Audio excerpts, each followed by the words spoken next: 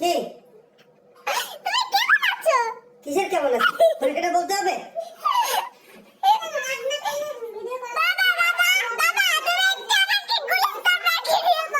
কোন গুলিস্তান টুলিস্তান করে কাট নাই, তুমি পড়াশোনা ঠিক মতো করবা, তারপর চিন্তা ভাবনা করবা।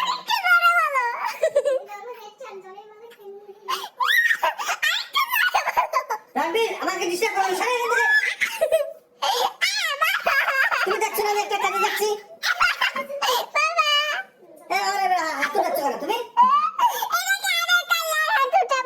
কিসের গায়ে হাত উঠাবো? এটা কত একটা নোংরা একটা পুকুর। কি দরকার?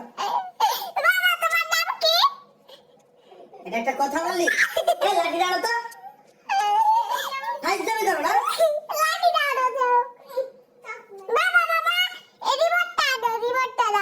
কে রে সরে এখান থেকে। যাও দেখো।